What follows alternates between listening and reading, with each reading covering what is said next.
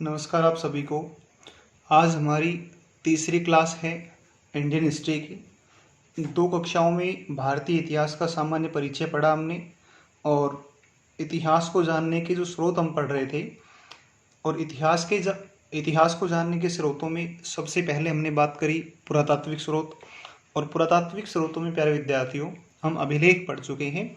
अभिलेखों के आगे इस क्रम को आगे बढ़ाते हैं और इतिहास की जानकारी के स्रोतों के तहत बातें आती हैं सिक्कों की या कॉइन्स की। जो बात आती है आगे इनके बारे में जानकारी देखते हैं, क्या क्या प्रश्न संभावित हैं, कौन कौन से प्रश्न आपके परीक्षा में पूछ सकता है। प्यारे विद्यार्थियों, सिक्कों का सबसे पहले हम अध्ययन की बात करेंगे कि जो सिक्कों का अध्ययन होता है उस अध्ययन को कहा जाता है मुद्रा शास्त्र। सिक्कों का जो अध्ययन होगा उस अध्ययन को कहा जाएगा मुद्रा शास्त्र, और अंग्रेजी में अगर बात करें तो इसे कहते हैं न्यूमिस्मैटिक्स। देखो मैथमेटिक्स तो मैथ से याद रख लेंगे, और क्योंकि सिक्कों के ऊपर आपको पता होगा कि वर्तमान में जो हम सिक्के देखते हैं उन सिक्कों पर नंबर लिखे होते हैं, तो आप ऐसे याद रख लेंगे कि सिक्कों का जो अध्ययन है वो मुद्रा शास्त्र या न्यूमिस्मैटिक के नाम से जाना जाता है। अब हम बात करते हैं तो भारत में जो सबसे पहले जो सिक्के हमें प्राप्त होते हैं आरंभिक काल के, तो भारत के जो आरंभिक सिक्के थे, ये आरंभिक सिक्के कहे जाते हैं आहत सिक्के या इन्हें पंचमार्क सिक्के भी कहे जाते हैं। आहत सिक्के या पंचमार्क कॉइन के नाम से इन्हें जानते हैं, पंचमार्क सिक्के। प्यारे विद्यार्थियों, आप इस चीज़ को पहले ही जानें कि जो आहत शब्द है, इस आहत शब्द का सबसे पहले जो प्रयोग है वो सबसे पहले प्रयोग आहत शब्द का प्रयोग करते हैं एक व्यक्ति हैं, एक अंग्रेज अधिकारी थे ब्रिटिश ईस्ट इंडिया कंपनी में, और इनका नाम था जेम्स प्रिंसेप। क्या नाम है इनका? जेम्स प्रिंसेप ने सर्वप्रथम वर्ष 1837 में इन सिक्कों को किस नाम से पुकारा? आहत सिक्कों के नाम से पुकारा। जबकि इन आहत सिक्कों का जो विस्तृत अध्ययन है और इनकी जो व्याख्या है, जो अध्ययन और व्याख्या है, ये अध्ययन और व्याख्या की जाती है E.J. रेप्सन। ये है, इन्होंने E.J. रेप्सन जो है इन्होंने इनका अध्ययन किया और इनकी क्या करी है? विस्तृत व्याख्या करी है। एक बार इस बात को पुनः समझें। पुरातात्विक स्रोतों को देखते हैं तो अभिलेखों के बाद में बात आती है सिक्कों की। सिक्कों का जो अध्ययन है उसे मुद्रा शास्त्र या न्यूमिस्मैटिक कहा जाता है। भारत में जो आरंभिक सिक्के मिलते हैं उन सिक्कों को कहा आहत सिक्के या पंचमार्क सिक्के, और आहत सिक्के कहने वाले व्यक्ति कौन है? जेम्स प्रिंसेप, और जेम्स प्रिंसेप ने कहा 1837 में।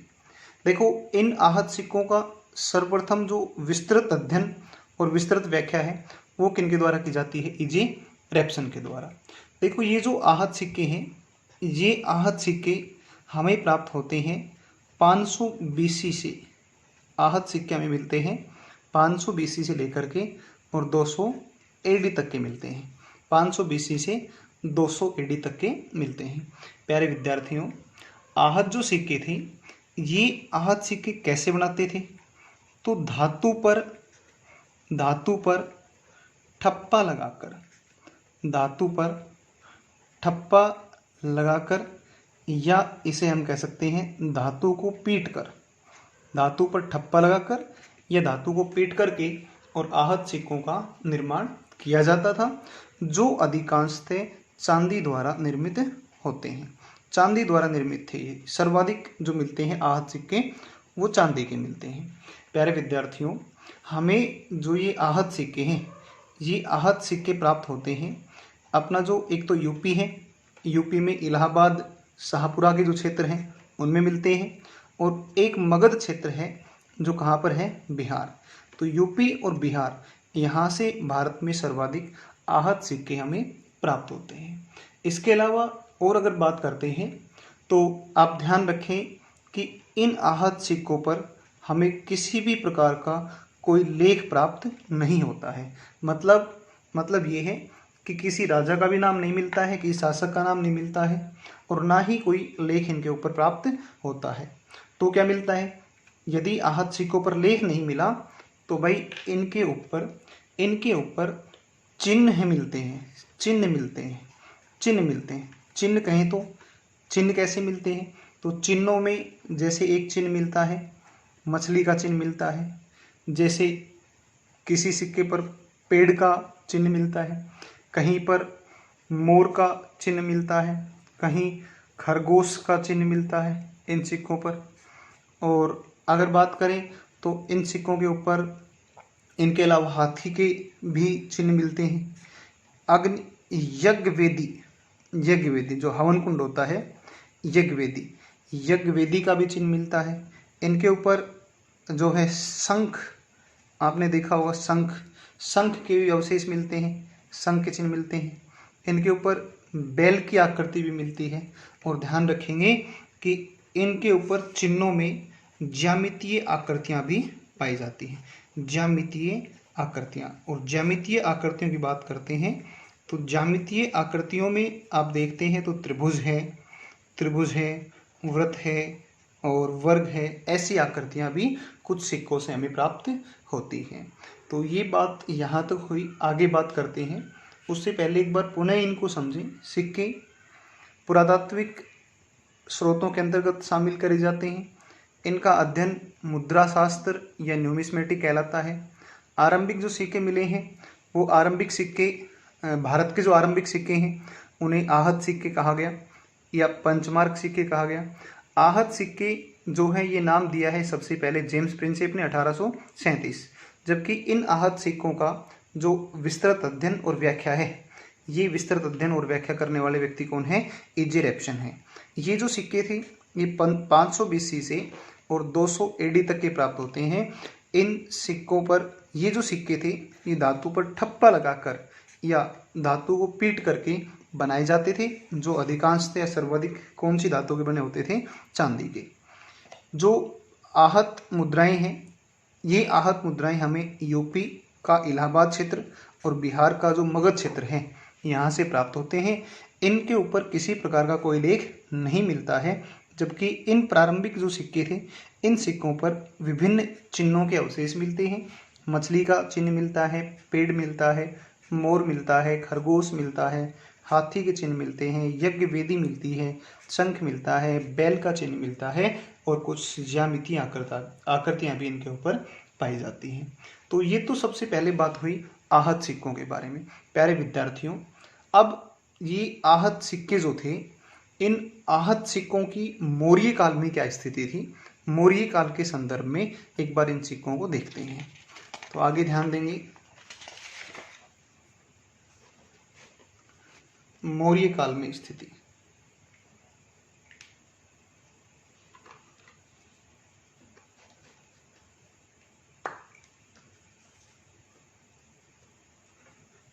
मौर्य काल में स्थिति,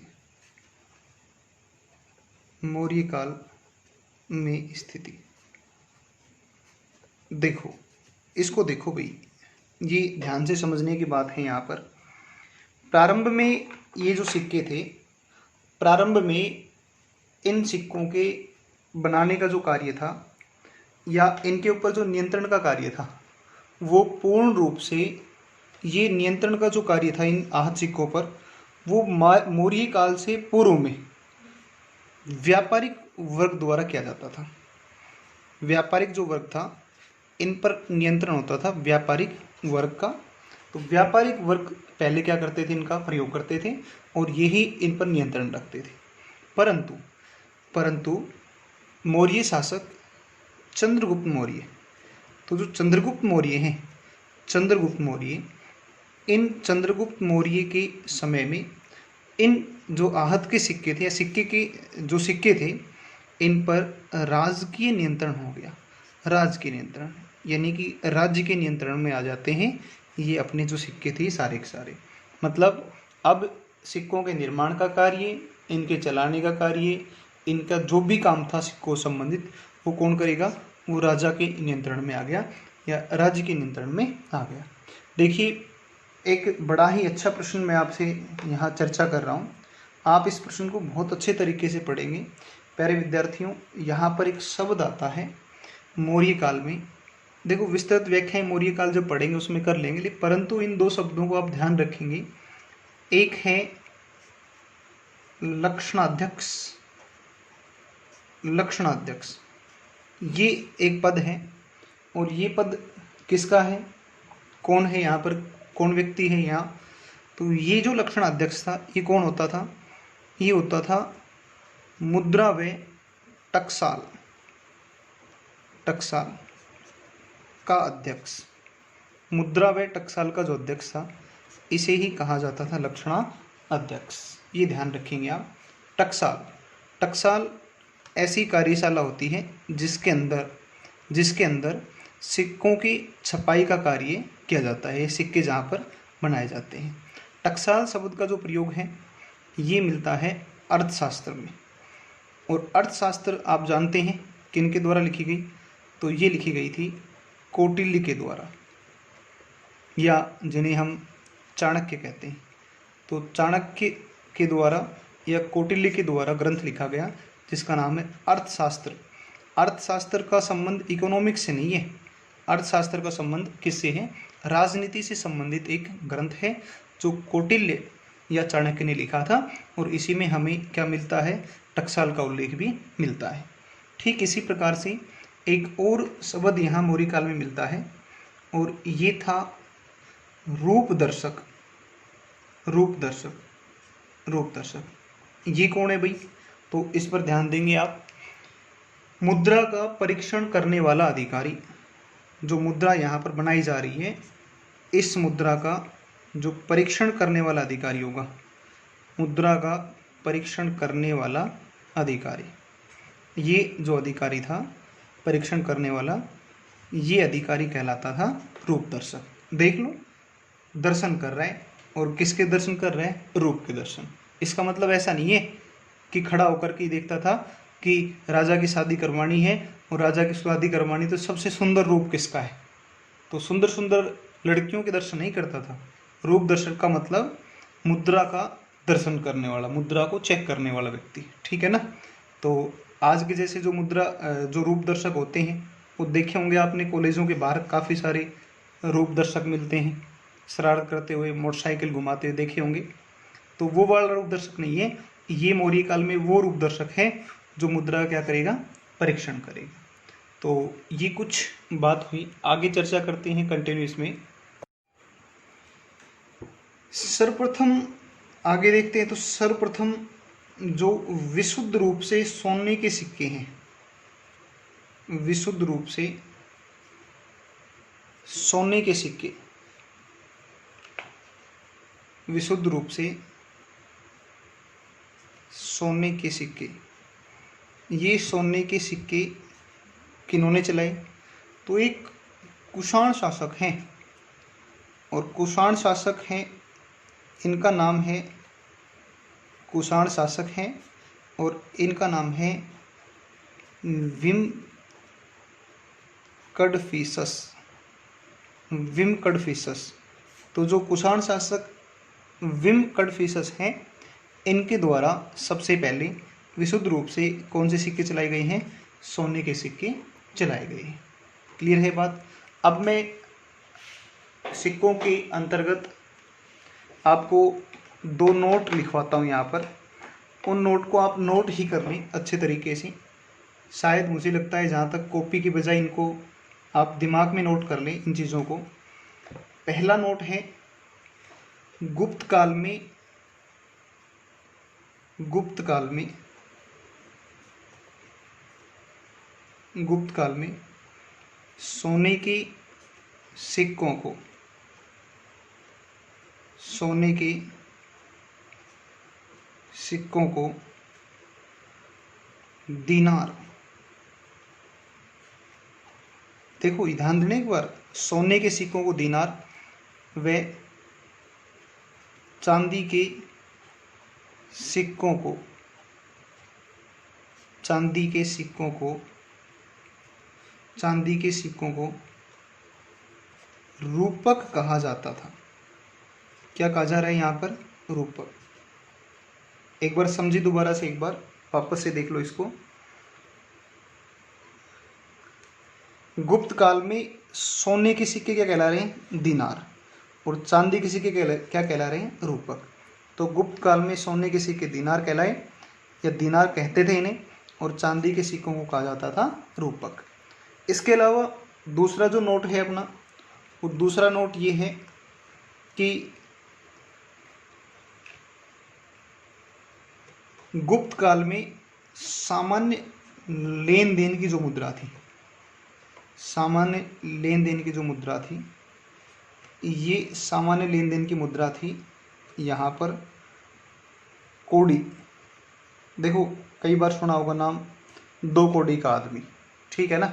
आज तो व्यक्ति 2 कौड़ी के हो गए, परंतु पूर्व में या मौर्य काल में, गुप्त काल में कौड़ी जो थी ये सामान्य लेन देन के प्रचलन में काम में ली जाती थी। तो सामान्य लेन देन का जो कार्य है वो कौड़ियों में किया जाता था। आजकल तो कौड़ियों कोई भाव ही नहीं बचे। तो प्यारे विद्यार्थियों, ये पुरातात्विक स्रोतों के अंतर्गत हमने पढ़े सिक्के, ठीक है ना। तो इसका एक चित्र है इन सिक्कों का। तो अगली जो अपनी 4th क्लास होगी उसमें मैं आपको डायग्राम दिखाऊंगा कि किस प्रकार के होते थे। एक ध्यान रखना, इनका जो आकार था वो आकार निश्चित नहीं होता था, कोई निश्चित आकार के नहीं थे, अलग अलग आकार के हुआ करते थे। तो आहत जो सिक्के थे इनका कोई निश्चित आकार नहीं था। मौर्य काल में जो स्थिति है उसको दोबारा देख लो। मौर्य काल तक व्यापारिक वर्ग का नियंत्रण था।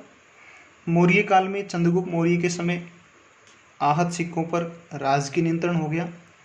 मौर्य काल में या मौर्य शासन में लक्षण अध्यक्ष नामक जो अधिकारी होता था वो मुद्रा व टकसाल का अध्यक्ष होता था। टकसाल का जो उल्लेख है वो कौटिल्य या चाणक्य द्वारा लिखित ग्रंथ कौन सा है? अर्थशास्त्र, इसमें मिलता है। इसके अलावा रूप दर्शक नामक जो अधिकारी था वो मुद्रा का परीक्षण करने वाला अधिकारी था, मुद्रा सही से बनाई जा रही या नहीं बनाई जा रही। पहली बार विशुद्ध रूप से सोने के सिक्के किनके द्वारा चलाए गए? कुषाण शासक विम कडफिसस ने चलाई। और इसके अलावा गुप्त काल में सोने के सिक्कों को क्या कहा जाता था? दीनार। व चांदी के सिक्कों को रूपक कहा जाता था। गुप्त काल में सामान्य लेन देन की जो मुद्रा थी वो कौड़ी थी। तो प्यारे विद्यार्थियों, आगे बात करते हैं जो साहित्यिक स्रोत हैं उनके बारे में।